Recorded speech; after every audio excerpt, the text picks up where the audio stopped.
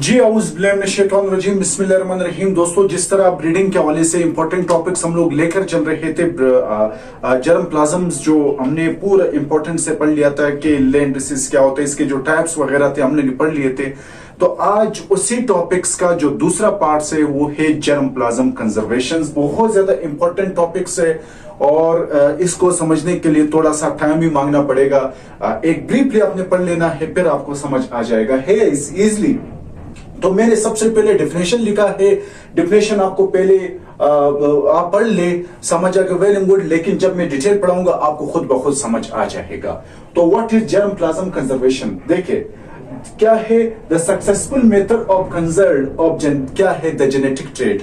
दरअसल germ plasm conservation उसको कहते हैं कि जो जेनेटिक ट्रेड होता है, यानी आपकी डीएनए हो गया या जीन हो गया, इसको जब हम लोग कंजर्व करते हैं, इसको हम लोग क्या स्टोर करते हैं, ठीक है, इसको हम लोग कहते हैं जर्म प्लाज्म कंजर्वेशन कि ठीक है। और क्या है, इंडेंजर्ड और कमर्शियल वेल्युएबल स्पीशीज, यानी किसी वेल्युएबल स्पीशीज का या इंडेंजर्ड यानी खत्म होने के करीब उस स्पीशीज का जो ट्रेड, जो जीन, जो डीएनए, उसको हम लोग स्टोर करते हैं पर अवधि अपनी खाम पर्पस के लिए, ठीक है, जो वेल्युएबल हो, इसको हम लोग कहते हैं जर्म प्लाज्म कंजर्वेशन। किस तरह जर्म प्लाज्म कंजर्वेशन ये है कि आपके पास कोई भी जेनेटिक मटेरियल्स को जब आप स्टोर कर लेते हो, ठीक है, उसको रख लेते हो, उसको कहते हैं जर्म प्लाज्म कंजर्वेशन। किस तरह? अब फर्ज करें आपके पास एक प्लांट है, ठीक है, आपके पास क्या है, एक प्लांट है। मैं इधर समझा रहा हूं, एक प्लांट है, ठीक है, ये आपके पास एक प्लांट है। इस प्लांट को मैंने यहां पर उगा दिया है, ये इसका नेचुरल हैबिटेट है, नेचुरल एनवायरनमेंट इसको मिल रहा है। क्या है, नेचुरल एनवायरनमेंट मिल रहा है, लेकिन ये खत्म होने के करीब है। मैं चाहता हूं कि यार इस प्लांट की जेनेटिक मटेरियल को मैं स्टोर कर लूं, तो मैं क्या करूंगा, इसकी नेचुरल हैबिटेट क्या है, इसी नेचुरल हैबिटेट के अंदर मैं इसको स्टोर कर लूंगा, या मैं इसको उठा दूंगा कि कोई आर्टिफिशियल कंडीशन दे दूंगा। क्या, इसको मैंने उठाया, इधर अपना आर्टिफिशियल कंडीशन दे दिया, मैंने इसको आर्टिफिशियल हैबिटेट्स, आर्टिफिशियल कंडीशन में इसको दे दिया, ठीक है, नेचुरल कंडीशन से मैंने उठाया। तो मैं इस दो तरीकाकार से मैं इसको स्टोर कर सकता हूं। जो नेचुरल हैबिटेट, नेचुरल कंडीशन जब मैंने इसको दे दिया, इसको हम लोग कहते हैं एक्स सिटू। क्या, इसको हम लोग क्या कहते हो, इसको हम लोग कहते हैं इन सिटू। इन सिटू क्या, इन सिटू कहते हैं। और जब मैंने इसको उठाया, इसको आपके पास आर्टिफिशियल कंडीशन में इसको दिया, इसको हम लोग कहते हैं एक्स सिटू कंजर्वेशन। इसका मतलब क्या हुआ? इसका मतलब यह हुआ कि जो जर्म प्लाज्म है, जो जेनेटिक मटेरियल है, वो दो तरीकाकार से आप इसको स्टोर कर सकते हो, एक इन सिटू और एक आपके पास है एक्स सिटू, ठीक है। ये आपके पास एक एग्जांपल है। इसी तरह जिस तरह आप क्या करो, जिस तरह आप किसी एनवायरनमेंट के अंदर देखे, जिस तरह एक आप बंदर ले लेते हो, ठीक है, मोनकी है। अब वो मोनकी क्या है, मोनकी उस एनवायरनमेंट के अंदर वो सर्वाइव नहीं कर रहा है, वो खत्म हो रहा है, ठीक है, वो इंडेंजर्ड है, वो यानी वो खत्म हो रहा है। इसी तरह आप एक शेर ले ले, ठीक है, आप टाइगर ले ले, वो खत्म हो रहा है। मैं क्या करता हूं, मैं इसको कंजर्व करना चाहता हूं। मैं इसको किस तरह कंजर्व करूंगा, उसको मैं एक नेशनल पार्क के अंदर लेकर जाऊंगा। क्या, नेशनल पार्क। नेशनल पार्क में उसको वही एनवायरनमेंट मिलेगा जो इसको नेचुरली तौर पर मिलता है। एक पार्क बना दिया, उसके अंदर मैंने इसको छोड़ दिया, वही एनवायरनमेंट उसको मिल रहा है।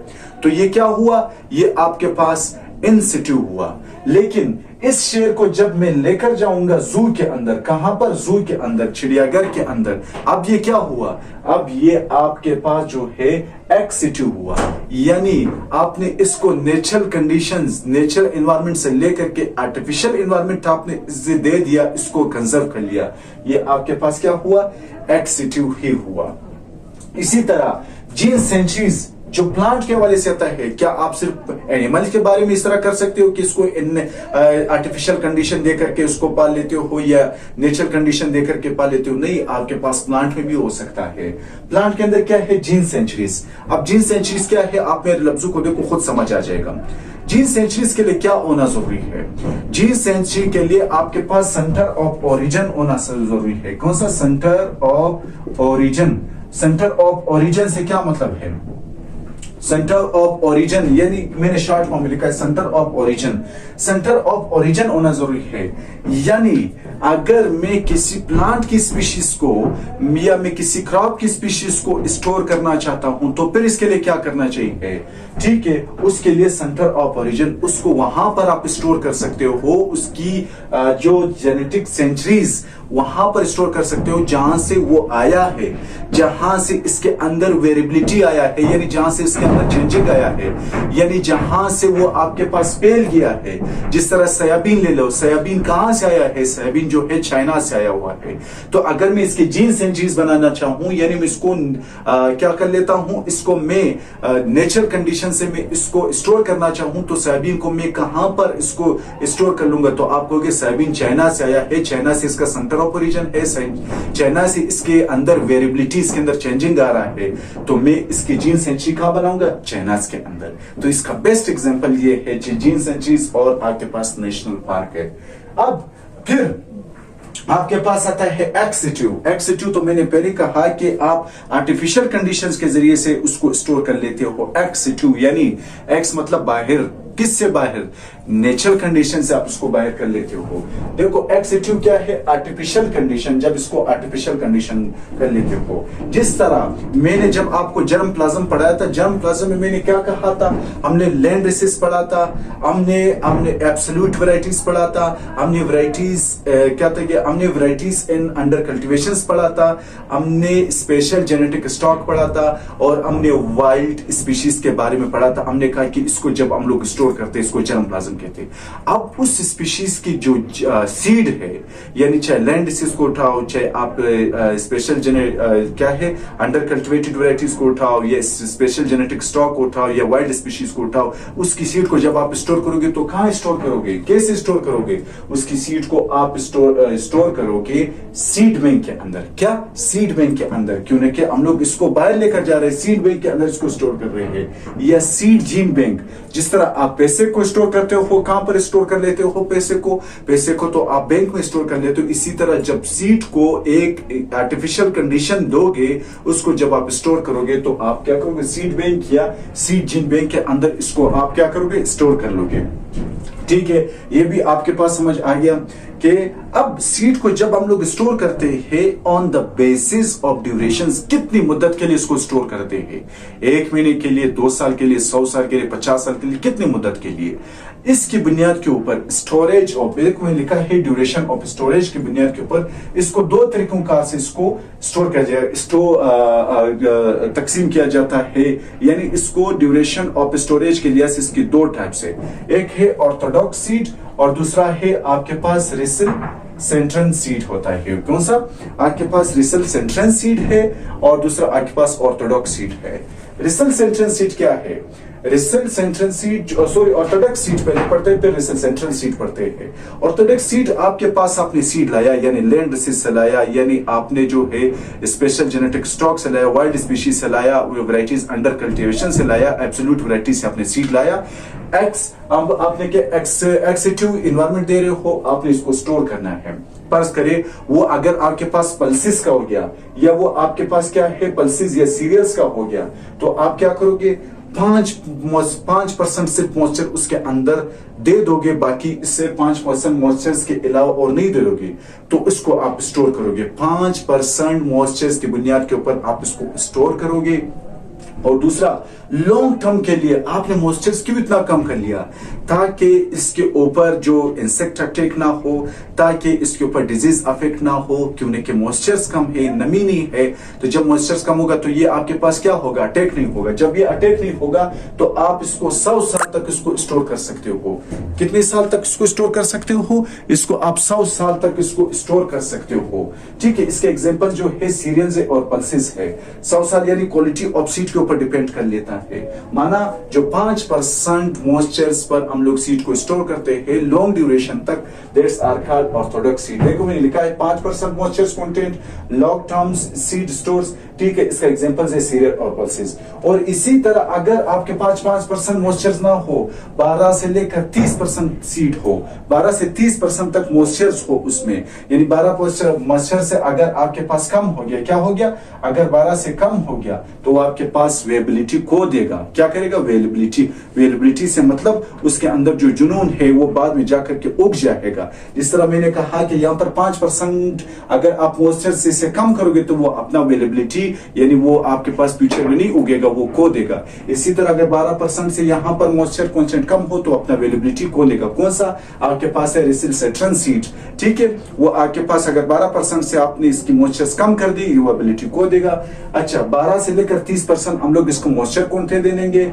और शॉर्ट टर्म स्टोर, अगर कोई सीड है शॉर्ट टर्म के लिए आप स्टोर करोगे तो आप इसको रेसिल सेट्रन सीड ही कहोगे, ठीक है। और दूसरी बात यह है कि इसके एग्जांपल क्या है, इसका एग्जांपल है फ्रूट सीड या फॉरेस्ट सीड। फॉरेस्ट आपका क्या, फॉरेस्ट ट्री उठा दो या आपके पास फ्रूट ट्री उठा दो, तो फिर आप इसके लिए क्या लिखोगे, सॉरी फॉरेस्ट ट्री आएगा, सीड कहिए सीड। तो आपके लिए क्या, आप इसके लिए कौन सा रेसिल सेंट्रन सीड करोगे। तो पता चला सीड को स्टोर करने की बुनियाद के ऊपर दो टाइप से, एक अगर कम मॉइस्चर पर आप इसको ऑर्थोडॉक्स सीड 12 से 30% तो आपके पास क्या है, रेसिल सेंट्रन सीड इसको कहते हैं। अब जब आपके पास ये आ गया तो फिर जब आप सीड को कलेक्ट करते हो तो इसकी बुनियाद के ऊपर आपके पास 3 किस्म के कलेक्शंस है। एक है बेस कलेक्शंस, एक है एक्टिव कलेक्शन और तीसरा है वर्किंग कलेक्शंस।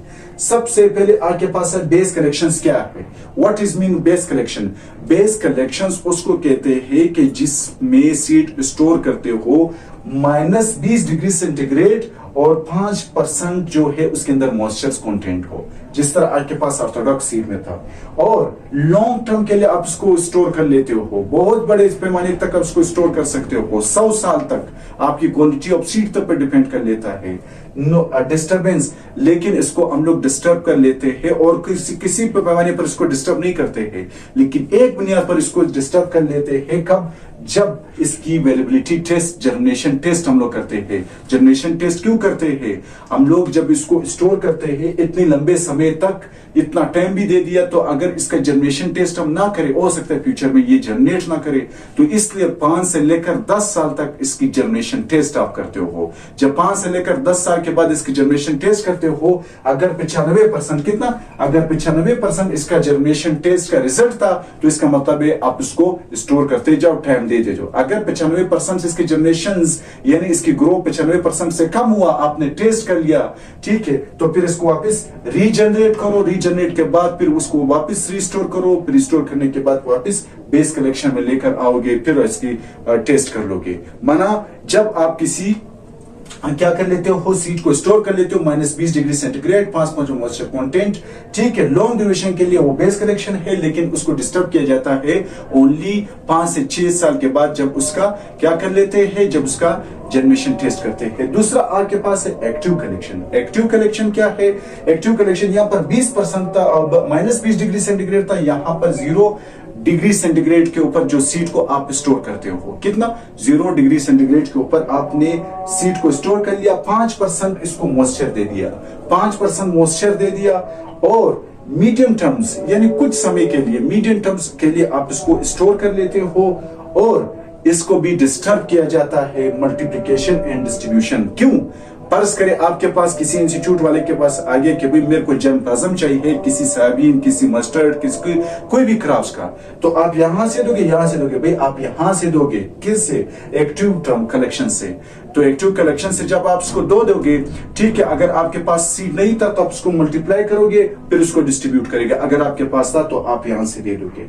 वर्किंग कलेक्शन ऐसा कलेक्शन है कि जिसमें सीड को आप स्टोर करते हो यानी कलेक्ट करते हो सिर्फ साइंटिस्ट के लिए, उसमें 15% से 15 डिग्री सेंटीग्रेड से थोड़ा ज्यादा टेम्परेचर होता है, और सॉरी 15 डिग्री सेंटीग्रेड तक इसका टेम्परेचर होता है, और 12% इसके अंदर मॉइस्चर होता है। कितना, 12% इसके अंदर मॉइस्चर होता है। और ये कलेक्शन सिर्फ प्लांट ब्रीडर्स के लिए या साइंटिस्ट के लिए होता है। तो पता चला सीड को जब हम लोग कलेक्ट करते हैं तो एक कलेक्शन वो होता है कि हम लोग बहुत ज्यादा लंबे टर्म के लिए कलेक्ट कर लेते हैं, एक कलेक्शन वो होता है अगर किसी को चाहिए उसके लिए, एक कलेक्शन ये है कि फ्यूचर के लिए अगर किसी साइंटिस्ट को चाहिए तो इसको वर्किंग कलेक्शंस कहते हैं। इसमें अगर कोई मसला है तो आप बता दें, ठीक है, कमेंट में। इसी तरह आपने सीड को सीड बैंक या सीड बैंक के बुनियाद के ऊपर सीड को स्टोर कर दिया एक आर्टिफिशियल कंडीशन दे करके। दूसरा, आपने तो ये सिर्फ सीड स्टोर कर लिया, आज चीज तो नहीं है कि वो सीड दे देता है। अब फर्ज करें अमरूद का सीड हो, अमरूद का दरख्त हो गया, वो सीड कहां देता है, आम का दरख्त हो गया वो सीड कहां देता है, केले का दरख्त है वो सीड कहां देता है। अब वो दरख्त जो सीड नहीं देता है तो इसकी जर्मप्लाज्म को किस तरह स्टोर करते हैं, उसको फील्ड जीन बैंक कहते हैं। एक सीड जीन बैंक हो गया, एक फील्ड जीन बैंक हो गया। जिस तरह आपकी क्या है बोटनिकल गार्डन, आप समझ लो बोटनिकल गार्डन के अंदर वो दरख्त होते हैं जिसकी सीड्स, जिसकी दरख्त को आप क्या कर लेते हो, उस दरख्त, उस पौधे या उसकी जीन्स को आप स्टोर कर लेते हो, जो इंडेंजर्ड हो रहा होता है, जो खत्म हो रहा होता है, या आप ऐसे स्टोर कर लेते हो। इसी तरह आपकी लोकल लेवल पर जो आपके पास नर्सरी है, नर्सरी में क्या है, आपको कोई अमरूद का दरख्त लगाना हो, कोई अमरूद का बागीचा लगाना हो या किसी आम का बागीचा लगाना हो तो जाकर के वो छोटे छोटे पौधे आपको दे देगा, लेकिन वो आपके पास कमर्शियल लेवल के ऊपर उसको स्टोर करता है। लेकिन बोटनिकल लेवल क्या है, बोटनिकल लेवल आगे के लिए अगर आपको फ्यूचर में कहीं जरूरत हो गया तो बोटनिकल गार्डन वाले उसको स्टोर कर लेते हैं। तो पता चला क्या है field gene bank, field gene उसको कहते हैं कि वो पौधे जो आपके पास सीड नहीं देते हैं इसको फिर हम लोग पौधों की सूरत में स्टोर कर लेते हैं, तो वो आपके पास है फील्ड जीन बैंक। ठीक है, इसका एग्जांपल जो है बॉटनिकल गार्डन है। और फिर आपके पास है सेल एंड ऑर्गन। सेल किसी ऑर्गन को या किसी सेल्स को पर ऑफ द जर्मप्लाज्म के लिए इसको स्टोर करते हो। किस तरह, aqueous nitrogen minus 196 degree centigrade, minus 196, क्यों देखिए नाइट्रोजन जो है वो आपके पास बहुत कम डिग्री सेंटीग्रेड माइनस 158 तक ये है, तो इसको फिर आपने माइनस 196 डिग्री सेंटीग्रेड तक लेकर जाना है और उस ऑर्गन और उस सेल्स को वहां पर रख लेना है, उसको स्टोर कर लेना है। इसको हम लोग कहते हैं क्रायो प्रिजर्वेशन। जब बहुत ज्यादा कम डिग्री सेंटीग्रेड के ऊपर, माइनस 196 डिग्री सेंटीग्रेड के ऊपर किसी चीज को प्रिजर्व करते हो, इसको कहते हैं क्रायो प्रिजर्वेशन। फिर आपके पास आता है shoot culture bank. Shoot culture bank कौन सा होता है, शूट कल्चर बैंक इसको हम लोग कहते हैं क्या है, शूट टिप जीन बैंक भी इसको कहते हैं, जिसमें अगर कोई प्लांट का पौधा उसको वायरस ना लगे, उसको कोई डिजीज ना लगे, तब आप इसको जब स्टोर करते हो उसको टिश्यू कल्चर्स के अंदर आप इसको स्टोर करते हो। प्लांट टिश्यू कल्चर के तहत पर आप इसको स्टोर कर लेते हो और इसका जो मीडिया होता है प्लांट टिश्यू कल्चर के अंदर आपने इसको गा दिया, वायरस फ्री है, सब कुछ फ्री है। और 6 माह, कुछ जो होता है कि 6 मंथ, कुछ कहते हैं 3 ईयर, यानी वो मीडिया के ऊपर डिपेंड कर लेता है। जो सब कल्चर होता है उसका मीडिया होता है उसको चेंज कराना पड़ता है। तो वायरस फ्रीज, डिजीज फ्रीज से जब आप किसी पौधे को स्टोर करते हो कल्चर में, ठीक है, यानी प्लांट टिश्यू कल्चर दे करके उसको स्टोर करते हो ताकि डिजीज और वायरस फ्री हो, तो उसको हम लोग कहते हैं शूट कल्चर बैंक या शूट टिप जीन बैंक इसको कहते हैं।